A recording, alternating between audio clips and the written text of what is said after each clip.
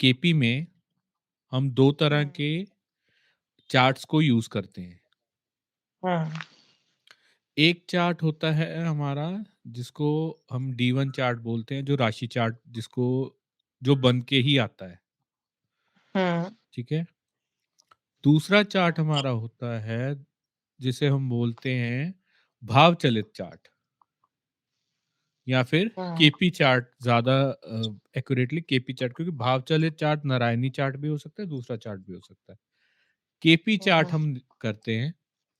हम्म जैसे मैंने आपको पहले भी बताया था कि होता क्या है, केपी में हम मान के चलते हैं कि अर्थ राउंड नहीं है।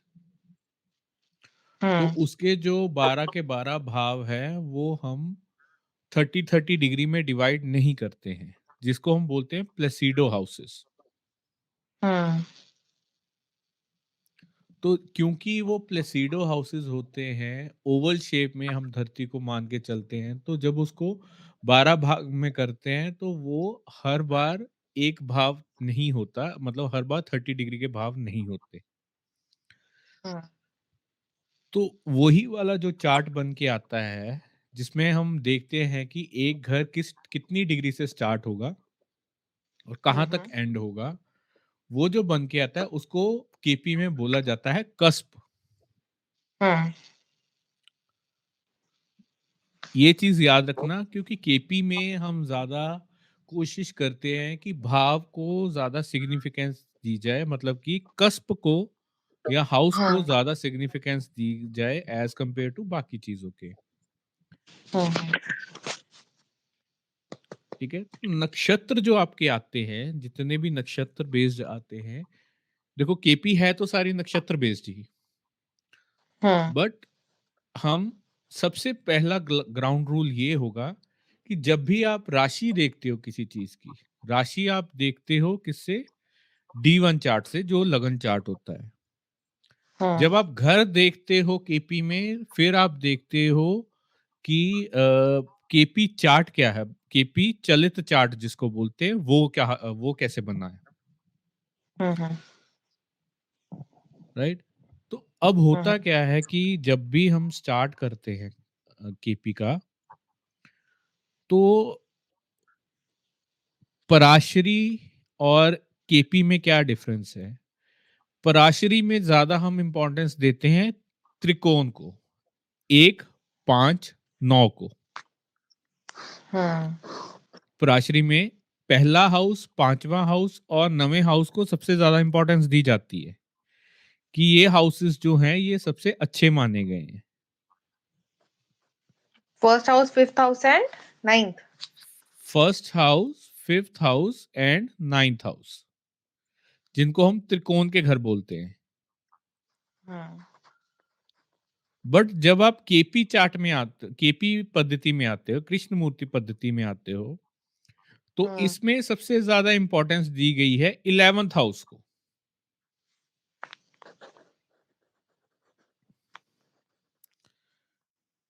क्यों दी गई है? क्योंकि 11th हाउस आपका डिजायर गेम का का। हाउस होता है, हम्म डिजायर का हाउस होता है, गेन्स का हाउस होता है। ठीक हम्म है, तो इस कारण से इस ये वाले हाउस जब किसी के साथ संबंध बनाता है, तो होता है कि आपकी डिजायर्स और गेन्स पूरी होंगी। खास करके जब ये सबसे नीचे लेवल यानी कि सब लॉर्ड लेवल तक बनाता है। अभी हमने बात करनी है सब लॉर्ड्स की या बाकियों की, बट केपी में 11th हाउस सबसे ज्यादा इंपॉर्टेंट माना गया है। जिस हाउस के साथ 11th हाउस जुड़ जाता है, उस चीज की इच्छाएं पूरे होने के ज्यादा चांसेस हमें बन जाते हैं, राइट? ये फर्क है। एक एक फर्क ये है पराशरी में, पहला फर्क ये था कि वहां सारे के सारे चीजें आप D1 चार्ट से देखते हो, उसके अंदर की जो प्रिडिक्शंस करते होते हैं, फिर वो आपके पास वर्ग चार्ट आ जाते हैं, जैसे कि D1 हो गया, D9 हो गया, ऐसे चार्ट्स आ जाते हैं हम्म माइन्यूट लेवल तक। बट केपी में आपको कोई ऐसे चार्ट्स नहीं मिलेंगे। इसमें दो ही चार्ट है, एक तो आपका D1 जो राशि चार्ट है, दूसरा हम्म, आपका केपी चार्ट बन के आता है, चलित चार्ट बन के आता है, हम्म, जो कि घर कितने डिग्री से शुरू हुआ है, कितने डिग्री पे खत्म हुआ है, वो सारा चीजें बताता है। उसके हिसाब से प्लैनेट्स थोड़े इधर उधर हो जाते हैं और राशि भी इधर उधर थोड़ी सी हो जाती है, राइट। हम्म, तो एक तो ये डिफरेंस हो गया। हम्म, उसके बाद डिफरेंस ये हो गया कि पराशरी ज्योतिष में पहला भाव, पांचवा भाव, नवा भाव सबसे ज्यादा अच्छे माने गए हैं। उसके बाद हम्म, आपके केंद्र के भाव 1, 4, 7 और 10, हम्म, ये अच्छे माने गए हैं। बट केपी में ज्यादातर इंपॉर्टेंस दी जाती है 11th हाउस को इच्छा पूर्ति के लिए। ये दूसरी चीज हो गई। तीसरी चीज हो गई, ठीक है। हम्म, कुछ और भी चीजें हैं, जैसे जैसे हम हाउसेस करेंगे वो मैं आपको बताता रहूंगा। ठीक है। शुरू करते हैं फर्स्ट हाउस से। देखो पहला भाव, चाहे इसमें आ जाओ, कृष्णमूर्ति पद्धति में आ जाओ, चाहे वैदिक एस्ट्रोलॉजी में आ जाओ, पहला भाव जो होगा वो आपको खुद सिग्निफाई करेगा। आत्मा का भाव है वो, हम्म, आपकी फिजिक का भाव है ये, आपकी हेल्थ का भाव है, किस तरह से आप दिखते हो, क्या डी डॉल होगा आपका, क्या फॉर्म होगी, क्या शेप होगी, कितनी आपको वाइटैलिटी कितनी होगी, इम्यूनिटी कितनी होगी, हेल्थ आपकी कितनी अच्छी रहेगी, थिंकिंग कैसे होगी, ठीक है, आपकी ऑनर, आपकी डिग्निटी, आपकी वेल बीइंग, ये सारी चीजें आपकी फर्स्ट हाउस से देखी जाती हैं, ठीक है।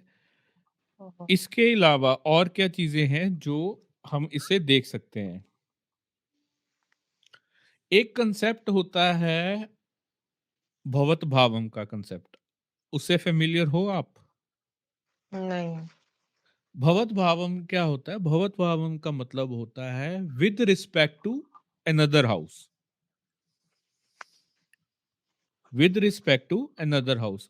अब पहला हाउस अगर देखा जाए, पहला हाउस तीसरे का 11वां हाउस है। हम्म, अगर थर्ड हाउस से हम काउंट करें तो हम्म, थर्ड हाउस से with respect to first house कौन सा बनता है? मतलब third house with respect to first house is second house. नहीं, नहीं थर्ड मतलब हाउस से फर्स्ट हाउस कौन से नंबर का हाउस बन के आया? Third, fourth, fifth, six, seventh, eight, nine, tenth, 11, 12, 11, right. 11वें भाव का हुआ ना। हाँ, तीसरा हाँ, भाव हाँ।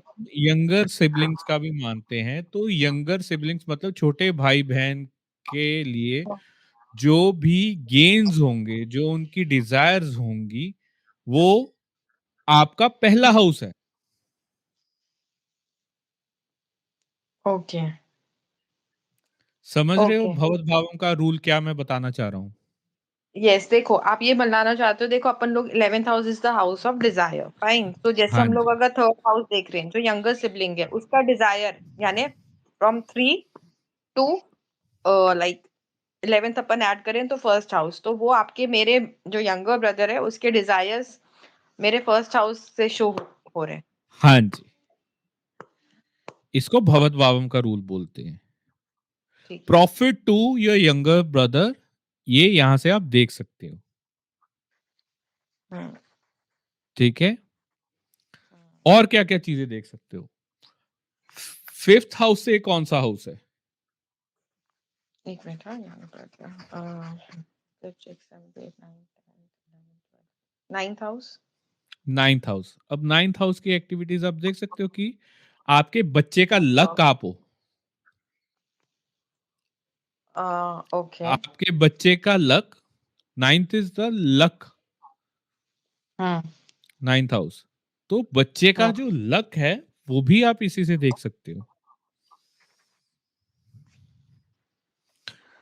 आपके बच्चे की पहली लॉन्ग जर्नी आप यहां से देख सकते हो। Ninth house is of long journeys. Hmm, मतलब आप अगर फलित करते हो तो सिर्फ ये नहीं है कि फर्स्ट हाउस आप अपने लिए देखो,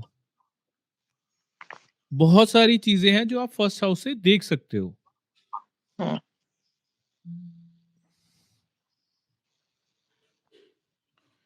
ठीक है, यही हुँ, रूल हर एक हाउस के ऊपर लगता है। हुँ, ठीक है, जैसे हुँ, कि फर्स्ट हाउस और 11th हाउस आपका बड़े भाई का होता है। हुँ, ठीक है, तो हुँ, 11th से थर्ड हाउस जो होगा वो आप हो, सेल्फ हो। हुँ, तो बड़े भाई की शॉर्ट जर्नीज आप डिफाइन कर सकते हो अपने चार्ट के थ्रू। हुँ, बच्चे की लॉन्ग जर्नी आप डिफाइन कर सकते हो, हुँ, बड़े भाई की शॉर्ट जर्नीज आप डिफाइन कर सकते हो। हुँ, ठीक है, इस तरह से जब भी आप फलित करते हो तो बहुत सारे रिलेशंस हैं जो आप एक हाउस से निकाल सकते हो। आमतौर पे क्या हुँ, होता है कि जब भी आप एक हाउस देखते हो तो उससे क्या देख लेते हो आप कि मैं, मेरा सेल्फ और बाकी सब कुछ। हुँ, जबकि बहुत सारी चीजें अगर आप भवत भावन का रूल लगाते हो, जिसका मतलब है विद रिस्पेक्ट टू रूल लगाते हो, तो उस हुँ, केस में बहुत बार आप देख सकते हो कि ऐसी बहुत अलग-अलग चीजें हैं जो आप डिफाइन कर सकते हो। हुँ, फिर इसमें हेड भी आता है, upper part of your face भी आता है। उम, मामा के ऊपर अगर कोई विपता आनी है तो भी देख सकते हो। ये 6th हाउस से कौन-सा हाउस पड़ता है? फर्स्ट हाउस 6, 7, 8, 9, 10, 11, 12, 8 तो मामा की लॉन्जेविटी भी देख सकते हो इससे।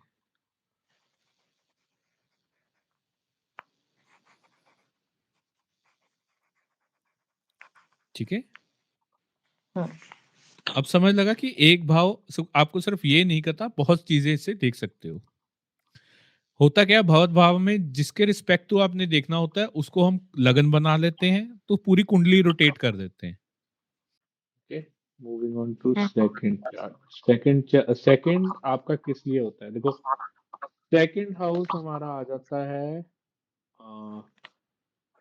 मनी के लिए, मेनली मनी या वेल्थ के लिए हम देखते हैं इसको। हुँ, हुँ, ठीक है, सेकंड हाउस हुँ, हमारा एक तो मनी मैटर्स के लिए हो जाता है, फाइनेंशियल सर्कमस्टांसेस, लिक्विड कैश जो होता है उसके लिए हुँ, होता है, वेल्थ, एम्बिशन, हुँ, फूड। हुँ, किसी किसी जातक की अगर आपने फूड हैबिट्स देखनी है कि इसको कैसा खाना पसंद आता होगा, किस नेचर का हुँ, खाना इसको पसंद आता होगा, हुँ, हुँ, तो आप फूड को देख सकते हो। हुँ, तो मतलब सेकंड हाउस को देख सकते हो, उससे आपको पता हुँ, लगेगा। स्पीच, बोलने में कैसा है, ये भी आप वहीं से देखते हो, सेकंड हाउस से। ओके, फैमिली जो होती है जातक की, वो भी फैमिली और क्लोज रिलेटिव्स जो होते हैं, वो सारी की सारी भी आप सेकंड हाउस से देखते हो। हुँ, इससे आप देख सकते हो सक्सेस ऑफ चिल्ड्रन,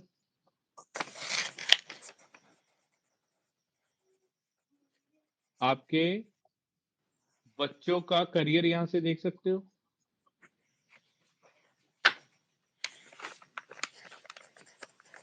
हुँ, ठीक है, हुँ, और क्या क्या देख सकते हो, आपके पार्टनर के लिए एट्थ हाउस हो गया, हुँ, तो पार्टनर को कोई भी डेंजर, उसके ट्रांसफॉर्मेशन, ये सारी चीजें आप यहाँ से देख सकते हो। हुँ, नाइन्थ हाउस आपके फादर का होता है, नाइन्थ से सेकंड हुँ, हाउस आपका सिक्स्थ हाउस हो गया, तो डिजीजेस ऑफ फादर ये भी देख सकते हो यहाँ से। हुँ,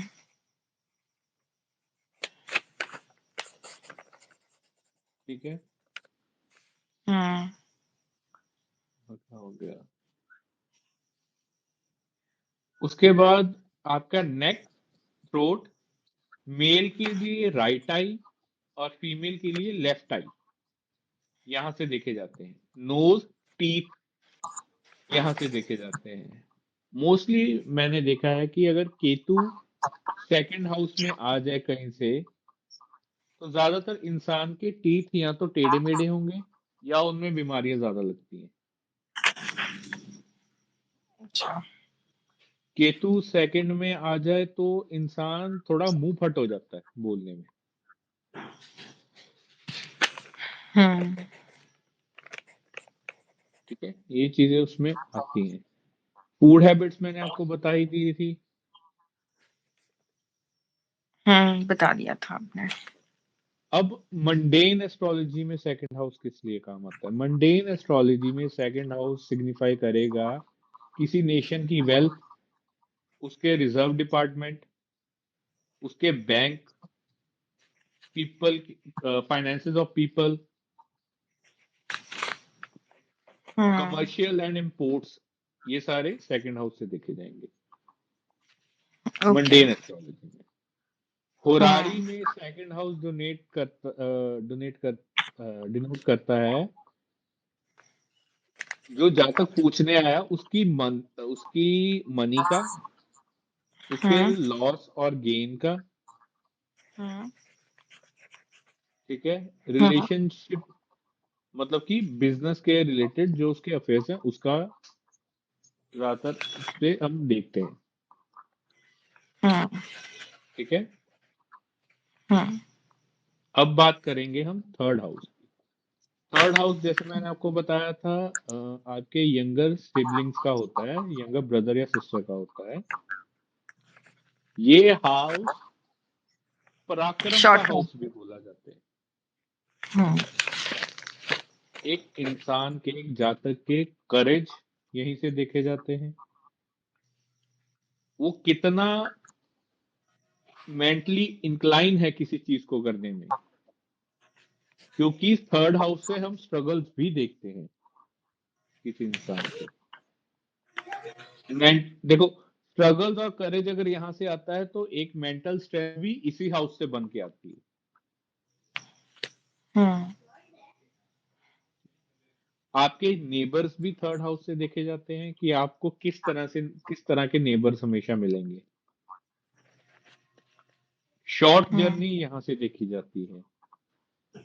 हम्म कम्युनिकेशंस, देखो स्पीच और कम्युनिकेशन में डिफरेंस होता है। सेकंड हाउस से आप स्पीच देखते हो और थर्ड हाउस से आप कम्युनिकेशन देखते हो। हम्म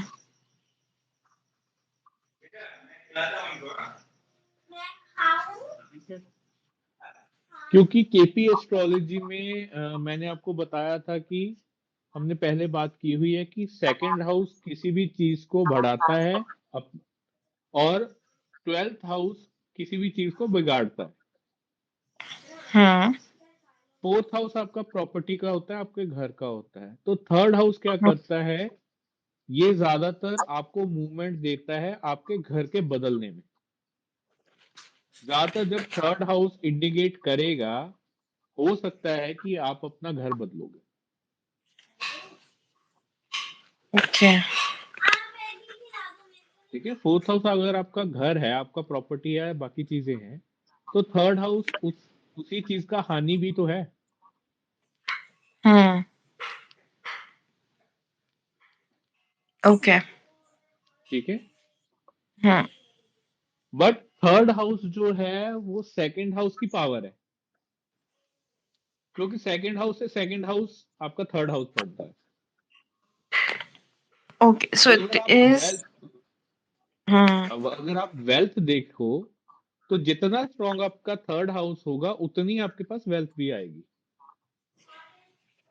अगर केतु है थर्ड हाउस में तो। कोई बात नहीं, आप इंक्लाइन करोगे उस हिसाब से करोगे। देखो, हम केपी कर रहे हैं, पराशरी नहीं कर रहे। यहाँ पे हमने ज्यादा इंपॉर्टेंस केतु को नहीं देनी है, ज्यादा इंपॉर्टेंस हमने देनी है कि केतु किस नक्षत्र में बैठा है। और वो नक्षत्र जो है वो आगे उसका सब लॉर्ड कौन है, सब लॉर्ड हुँ, के आगे हमने देखना होता है, बहुत मर्न्यूट लेवल तक जाते हैं। केपी में ओके, सिंपल आप वो प्रिडिक्शंस नहीं दे सकते जो आप पराशरी में देते हो। ठीक है। ठीक है, केपी में क्योंकि मैंने आपको बोला है केपी इज मेनली, इसका फलादेश हम देखते हैं ग्रुप ऑफ हाउसेस से।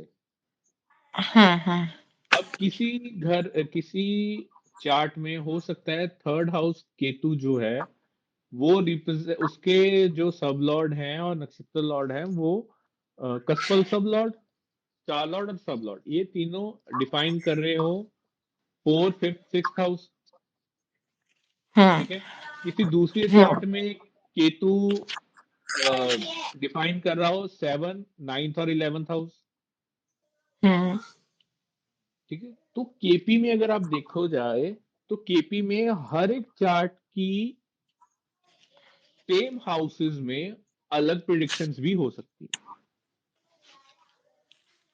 ओके, अगर एक चार्ट उसका दो तीन उसमें बदल जाए, अब पराशरी में क्या होता है, पराशरी में आपको दो चार्ट अगर सेम मिल रहे हैं, थोड़ी डिग्री का फर्क होता है, जैसे ट्विन्स हो गए। हुँ, ठीक है, तो उस केस में आपको D60 तक जाना पड़ता है, जो एक एक मिनट में बदल जाता है, ओके, तब जाके आप दोनों की प्रिडिक्शंस दे सकते हो। केपी में क्या है, केपी में सब लॉर्ड ही चेंज हो जाते हैं, जब सब लॉर्ड चेंज हो जाते हैं तो वो सारे चार्ट की मायने ही बदल जाते हैं। एक ट्रेन में वो दिखा रहा होगा सब लॉर्ड की चार्ट सेम है, एक दो मिनट का हुँ, फर्क है दोनों में, तो उतने हुँ, में हुँ, सब लॉर्ड और सब लॉर्ड चेंज हो जाते हैं। हुँ, जब सब लॉर्ड चेंज हो जाएंगे उस केस में क्या होगा, मान लो एक सब लॉर्ड बड़े वाले के चार्ट में वो एक पांच दस दिखा रहा होगा, जब सब लॉर्ड हुँ, चेंज हो गया वो दूसरे के चार्ट में वो दो चार आठ दिखा रहा होगा। आपके हुँ, हिसाब से तो वो सेम है। हुँ, ठीक है, पर जब हमने केपी के थ्रू देखा, उनके सब लॉर्ड और सब लॉर्ड को देखा, तो हुँ, वो हुँ, ऐसे ही होता है कि दो भाइयों के, जब हम पूछते हैं ना कि दो भाई एक ही साथ एक ही स्थान पे जन्मे हैं, उनमें हुँ, एक मिनट का फर्क है, हुँ, तो इस केस में हम प्रिडिक्शन कैसे देंगे। सब लॉर्ड आपने बोला ना कि सर सब हाँ, नक्षत्र उस केस में लॉर्ड सब लॉर्ड और सब लॉर्ड भी चेंज हो जाते हैं। सब लॉर्ड तो आपकी 30 सेकंड में या एक मिनट के बीच में ही चेंज होता है। सब लॉर्ड कभी कभार 2 से 7 मिनट के बीच में चेंज हो जाता है, डिपेंडिंग अपॉन कि सब लॉर्ड कौन सा है, बड़ा वाला है शनि का है या छोटा वाला उसका सन का या मून का है। तो मेन इम्पोर्टेंट सब लॉर्ड होता है कि सब लॉर्ड होते हैं? सब लॉर्ड होते हैं, सब लॉर्ड आपकी और माइन्यूट प्रिडिक्शन में अगर जाना है तब यूज होते हैं, पर सब लॉर्ड तक अच्छी प्रिडिक्शंस आ जाती हैं। ओके, उसके भाव ही बदल जाएंगे, जब आप कुंडली प्रैक्टिकली देखेंगे ना तो आप देखोगे कि कितनी जल्दी भाव बदल जाते हैं। इसीलिए केपी में बीटीआर करनी सबसे ज्यादा जरूरी हो जाती है, क्योंकि ओके, ये सेकंड्स में मिनट्स में बिल्कुल ही आपकी प्रिडिक्शन का जो फलादेश है वही बदल जाएगा। ओके, ठीक है, जी। तो ये था आपका थर्ड हाउस।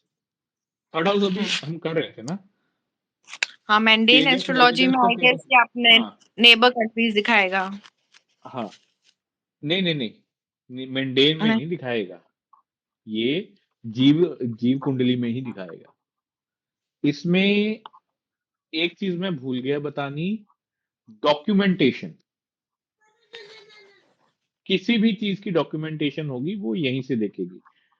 मान लो एक आदमी आपके पास आया है कि मेरा पासपोर्ट है, वीजा कब लगेगा, अब वीजा भी एक तरह का डॉक्यूमेंट है, हुँ, तो उस केस में आपने देखना पड़ेगा कि थर्ड हाउस कब एक्टिवेट होगा।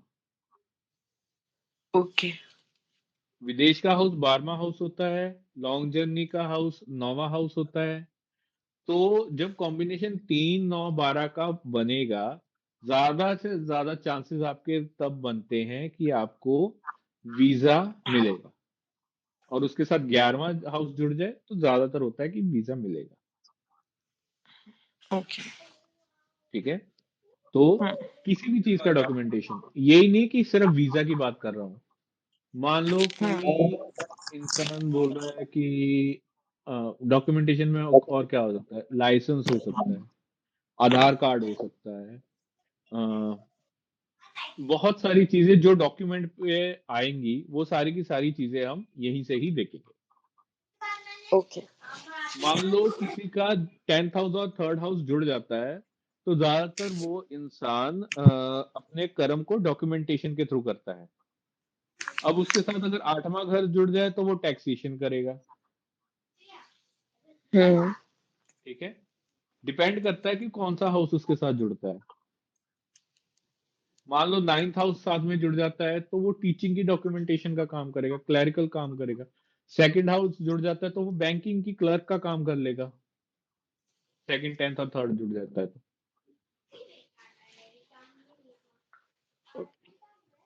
ठीक है। प्रोफेशंस हम देखेंगे किस किस तरह से बनेंगे जब हम प्रोफेशन को विस्तार में करेंगे इसके इसमें। बट डॉक्यूमेंटेशन याद रखना, किसी भी कोई भी कॉन्ट्रैक्ट, मान लो एक इंसान बोल रहा है कि मुझे इस चीज का कॉन्ट्रैक्ट मिलेगा कि नहीं मिलेगा, हम्म। कि मुझे मैंने कॉन्ट्रैक्ट भरा था इसका, टेंडर भरा था, क्या मुझे टेंडर वो मिलेगा कि नहीं मिलेगा। हम्म। तो तभी आप 3rd हाउस देखोगे कि भाई हाँ, 3rd हम्म। हाउस में पॉजिटिव हाउसेस जुड़ रहे हैं। अगर जुड़ रहे हैं तो बहुत सारे चांसेस हैं उसको टेंडर मिलेगा। कोई एग्रीमेंट हो जाए वो भी यहीं से मिलेगा।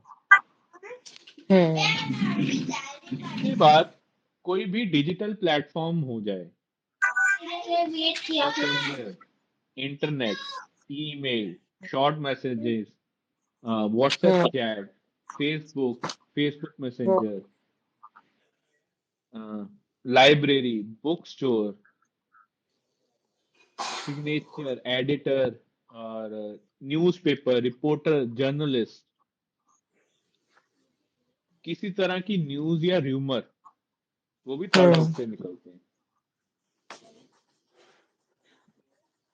ओके। ठीक है। Health of your younger brother and sister. क्यों? क्योंकि ये यंगर ब्रदर सिस्टर के लिए पहला हाउस ही हो गया। हम्म। उसके अलावा क्या, आपके पार्टनर की लॉन्ग जर्नी, हम्म। पार्टनर की हायर एजुकेशन। जो लोग पूछते हैं ना कि भाई मुझे ये बता सकते हो कि मेरा पार्टनर जो मुझे मिलेगा पढ़ा लिखा मिलेगा कि नहीं मिलेगा, उस केस में आप 9th हाउस देखो, आप अपना 3rd हाउस देखोगे, क्योंकि ये पार्टनर के हाउस से 9वां घर बनता है। ओके। ठीक है। और क्या होता है, बड़े भाई बहन का बेटा या बेटी। क्यों? 11th हाउस होता है ना एल्डर ब्रदर का। हाँ, तो ये 11वें का 5वां है। हम्म। एल्डर ब्रदर की क्रिएटिविटी भी आप यहीं से देख सकते हो।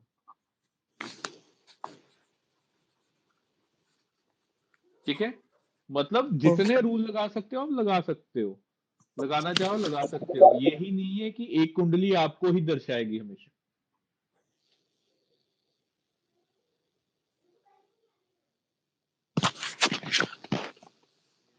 ठीक है। इसके अलावा throat, right ear, shoulder, collar bone, arms और नर्वस सिस्टम, ये भी आपके 3rd हाउस से ही निकल के आएंगे। ओके। अब मंडेन एस्ट्रोलॉजी में 3rd हाउस क्या सिग्निफाई करेगा?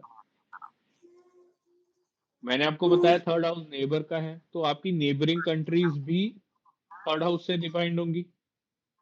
हम्म state of relationship with them, वो भी यहीं से आएगा। ये हम्म ट्रांसपोर्टेशन को भी रूल करता है मंडेन एस्ट्रोलॉजी में, चाहे वो एरियल ट्रांसपोर्टेशन हो, रेल हो, पोस्टल हो, रोड हो, कम्युनिकेशन डिपार्टमेंट हो, एक कंट्री का मीडिया हाउस हो, रेडियो हो, न्यूज़पेपर्स हम्म हो, या फिर दो कंट्रीज के बीच में कोई भी साइंड एग्रीमेंट हो, हम्म वो भी थर्ड हाउस मंडेन एस्ट्रोलॉजी में डिफाइन करता है। ओके। होरारी में ये डिफाइन करता है करेज और कॉन्फिडेंस को। जो पूछ रहा है उसकी। जब हम हाँ हाँ करेंगे तो उसी के लिए हम देख रहे हैं ना, होरारी किसी के लिए चार्ट बना है। उसमें अगर कोई आपको पूछता है कि कॉन्फिडेंस। सर मेरे को आप इतना बता सकते हो रूमर ट्रू है कि फॉल्स है, मेरे लिए कोई अफवाह उड़ी है, कोई न्यूज आई है हम्म मेरे तक, हम्म क्या आप यस और नो में बता सकते हो कि ये ट्रू है कि फॉल्स है? तो उसके लिए थर्ड हाउस का कॉम्बिनेशन देखो। हम्म ठीक है, होरारी में इस प्रश्न कुंडली जो होती है, पूरा चार्ट जो हम्म हमारा बनता है केपी में, वैसे पराशरी में उसको बोलते हैं प्रश्न कुंडली, हम्म यहाँ पे हम बोलते हैं होरारी चार्ट। ओके। ठीक है, तो अगर आपने देखना है कि कोई आपसे पूछ के आता है कि भाई मुझे, जब आपको होरा चार्ट्स देखने आ जाएंगे ना, तब ये चीजें हम्म ज्यादा क्लियर होंगी। ओके। ठीक है, एक घर हम और करते हैं आज, क्योंकि घर ना बहुत ज्यादा इंपॉर्टेंट है, सारी की सारी केपी जुड़ी इसके ऊपर हुई है। जी। ठीक है, तो आराम से करेंगे, मैं नोट्स भेज दूंगा, अब वो भी कर लेना। एक हाउस और लेते हैं हम, फोर्थ हाउस। ओके। अब फोर्थ हाउस क्या है? फोर्थ हाउस आपका, देखो यहाँ पे वैदिक एस्ट्रोलॉजी और केपी एस्ट्रोलॉजी चेंज होती है। एक मिनट, हाँ, Vedika close the door, close the door. हाँ सर। पराशरी आपने ज्योतिष में, मुझे एक बार बताया था, एक में शायद से आपने मुझे शायद बताया था, एक में जो हाँ बेसिक एजुकेशन होती है वो शायद से, है ना, उसमें डिफरेंस आता है, राइट? हाँ, तो हाँ। पराशरी में फिफ्थ हाउस से हम एक इंसान की एजुकेशन देखते हैं। हम्म एजुकेशन अप टू कहाँ तक? कॉलेज लेवल तक, मतलब कि आपकी एजुकेशन जो है वो हम ग्रेजुएशन तक देखेंगे। जो हायर एजुकेशन होती है, पोस्ट ग्रेजुएशन तक की जो होती है, वो हम नाइन्थ हाउस से देखते हैं। तो केपी में चौथा घर जो आपका होगा, एक तो हम्म सबसे पहले आपकी स्कूल और कॉलेज की एजुकेशन उसमें आएगी, अप टू हम्म ग्रेजुएशन। हम्म उसके अलावा आपका हाउस, आपका होम, आपकी डोमेस्टिक लाइफ, आपका माइंड, ये भी हम फोर्थ हाउस से ही देखेंगे। हम्म आपकी मदर, आपकी प्रॉपर्टी, व्हीकल, जो चीजें आपको कंफर्ट देती हैं, वो सारी की सारी चीजें हम फोर्थ हाउस से देखते हैं। आपका घर आपको कंफर्ट देता है, आपकी मदर आपको कंफर्ट देती है, लग्जूरियस जैसे कि व्हीकल आपकी लाइफ इजी बनाते हैं, बिल्डिंग्स, प्रॉपर्टीज, ये सारी की हम्म सारी चीजें हम फोर्थ हाउस से देखते हैं। उसके अलावा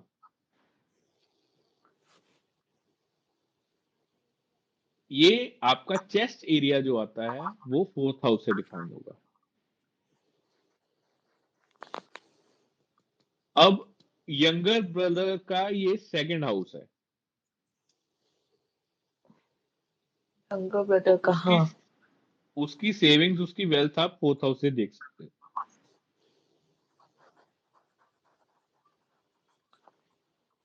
ये भाव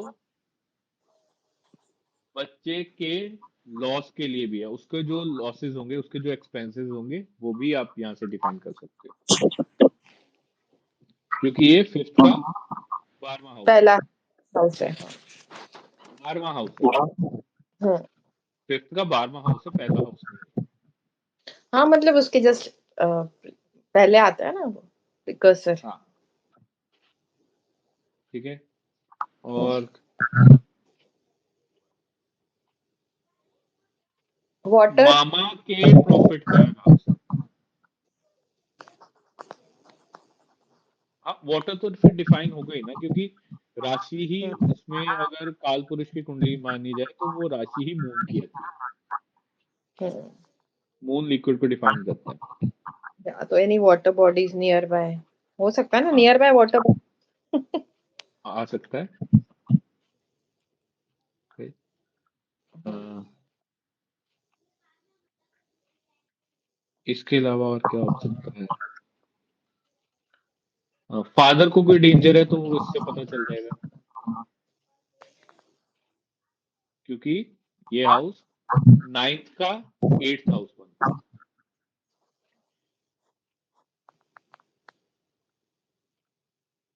अब मंडेन एस्ट्रोलॉजी में ये क्या सिग्निफाई करता है? मंडेन एस्ट्रोलॉजी में सिग्निफाई करता है education, school and colleges, institute of a country.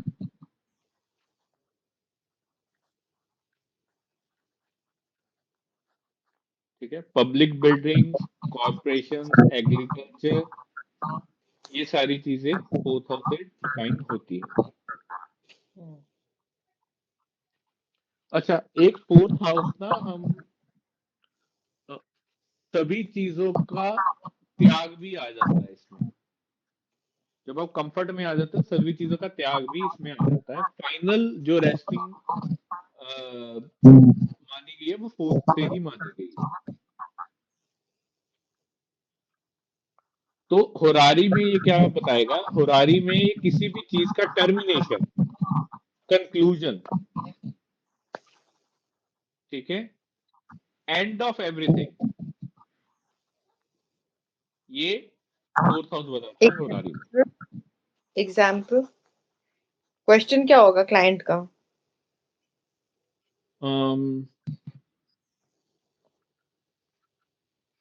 Retirement का हो सकता है, हम्म कि जिसमें बिल्कुल एंड हो जाए, कंफर्ट आ जाए, वो चीजें हम 4th हाउस से देखते हैं। मतलब कंफर्टेबल रिटायरमेंट मतलब कंफर्टेबल त्याग। ये देखो दो टाइप के कंफर्टेबल होते नहीं, हैं। मैं कंफर्टेबल नहीं मैं बोल रहा, कंक्लूजन बोल रहा हूँ।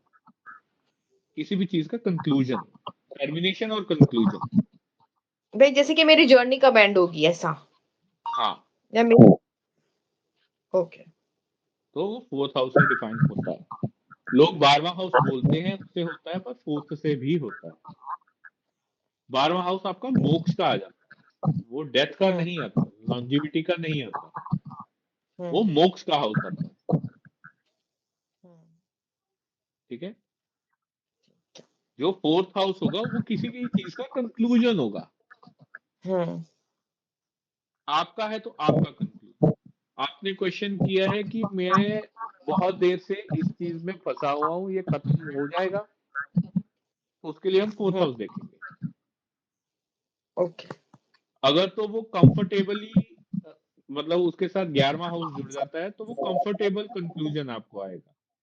अगर कोई ऐसे हाउस उसके साथ जुड़ जाते हैं जो बैड हाउसेस हैं, तो वो टर्मिनेशन आएगा।